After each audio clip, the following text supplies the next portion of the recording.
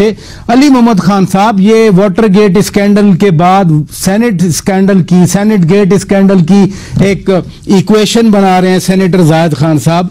ये पूरा अमल जब से सेनेट के इलेक्शन का वाकया शुरू हुआ, कभी कोई फुटेज आ रही है, कभी कोई वीडियो आ रही है, कभी पीटीआई वाले पेशावर वालों की बात की फुटेज आ रही है, फिर इधर 2-3 एमएनएस की बात आ रही है। लोग अजीब सी बातें कर रहे हैं। वजीर आजम साहब भी अभी आप ही के साथ, आप लोगों के साथ कल परसों मीटिंग में नए इलेक्शन की बात कर रहे थे।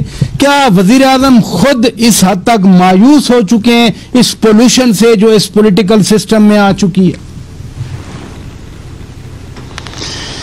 बिल्कुल भी मायूस नहीं है, और आज के इलेक्शन के रिजल्ट के बाद और वोट ऑफ कॉन्फिडेंस के बाद तो और भी तवानाई के साथ अपना काम करेंगे।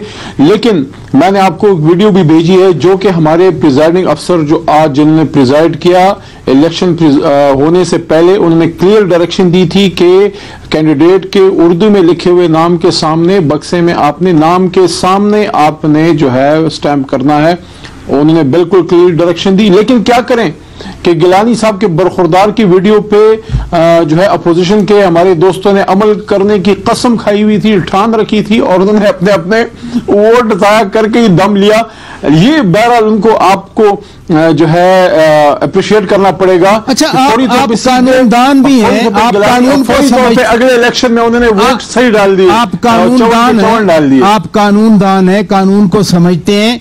पीपल्स पार्टी ने कुछ ऐसी पुराने फैसले इलेक्शन कमीशन के निकाल के ट्वीट किए जिसमें कहा गया कि अगर किसी उम्मीदवार के नाम के ऊपर भी स्टैंप है तो उसको इलेक्शन कमीशन ने जायज करार दिया। क्या वो प्रिंसिपल या वो असूल सिर्फ जनरल इलेक्शन तक है? मैं कानूनी नुक्ता आपसे पूछ रहा हूं, या वो ये अंडर दी कॉन्स्टिट्यूशन जो इलेक्शन आता है सेनेट का, चेयरमैन का, डिप्टी चेयरमैन का, स्पीकर, डिप्टी स्पीकर का, उस पर भी वो लागू हो सकता है? पार्लियामेंट के अंदर जो कार्रवाई होती है वो पार्लियामेंट के रूल ऑफ प्रोसीजर के तहत होती है, और आर्टिकल 69 इस पे बड़ा क्लियर है।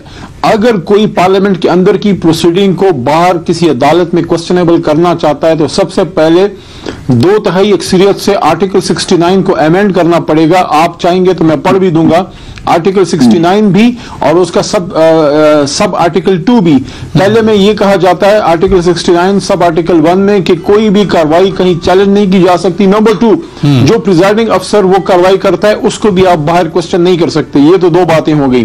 तीसरी सबसे इंपॉर्टेंट चीज यह है कि प्रिजाइडिंग अफसर आपको इलेक्शन होने से पहले कह रहा है कि आपने अगर कोई गलती की है तो आप वोट डालने से पहले हमसे दूसरा बैलेट पेपर ले लें, और बैलेट डालने से पहले आप स्टैंप जो है नाम के सामने बक्से में बीच में करें।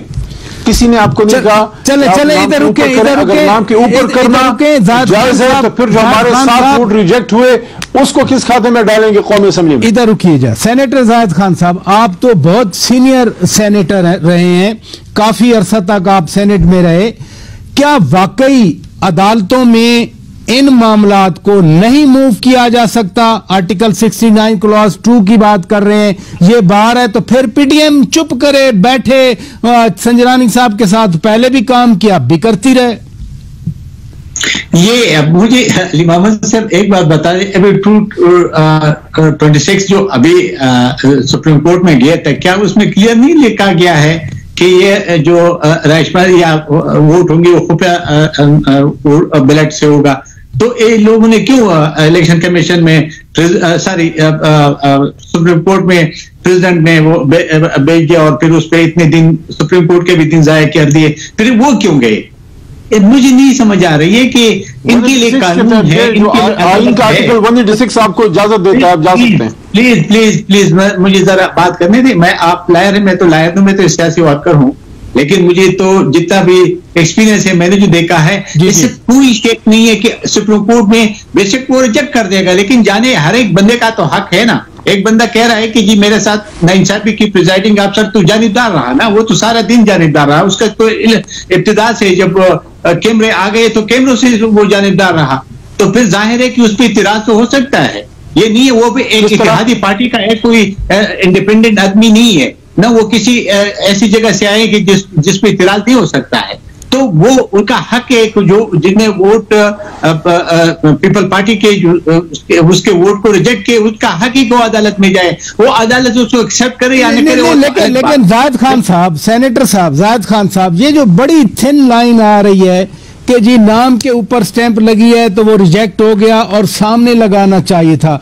अगर प्रिजाइडिंग ऑफिसर ने वादे तौर पर कहा है कि सामने लगाया जाए, नाम के ऊपर ना लगाया जाए, तो फिर तो वोट रिजेक्ट होता नजर आता है। देखिए जी, प्रिजाइडिंग अफसर सिर्फ प्रिजाइड करता है, इस दिन जिस दिन इलेक्शन होता है वो सेक्रेटरी वो कर देता है, सारा मैनेज सेक्रेटरी करता है। सेक्रेटरी ने लोगों को कहा कि जी जहां मर्जी लगा दे, स्टैंप नाम के ऊपर भी लगा सकते हैं। तो अदालत तो वो है, नाम पे नहीं लगाना। जी मैंने बात जरा सुन लेना यार, आप उससे पूछे ना, वो जो श्री रमान ने जाके उसको कह दिया कि भाई आपने तो ये कहा लोगों को कि आप नाम के ऊपर भी लगा सकते हो, तो फिर आप क्यों इनका, वो ने कहा कि प्रिजाइडिंग अफसर वो है, वो ऑर्डर कर रहे हैं, मैं नहीं कर सकता हूं।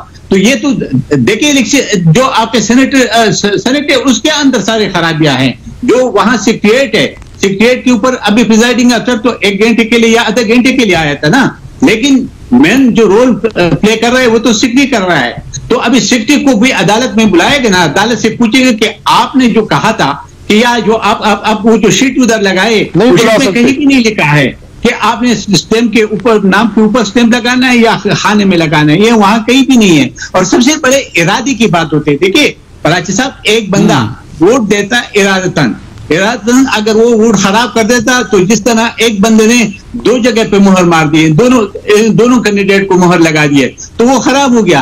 लेकिन एक जगह पे लग गई, तो इसका ये मतलब है कि इसका ये इरादा तो हमारे शहरियार साहब का भी था, उसको क्यों रिजेक्ट किया? उन्होंने तो 10 साल भी कर दिया था। बंदे को मैं वोट, यार मुझे प्लीज बात करने दे, फिर आप कर लेना, मैं तो आप बोलते रहे, मैं तो कोई बात नहीं की।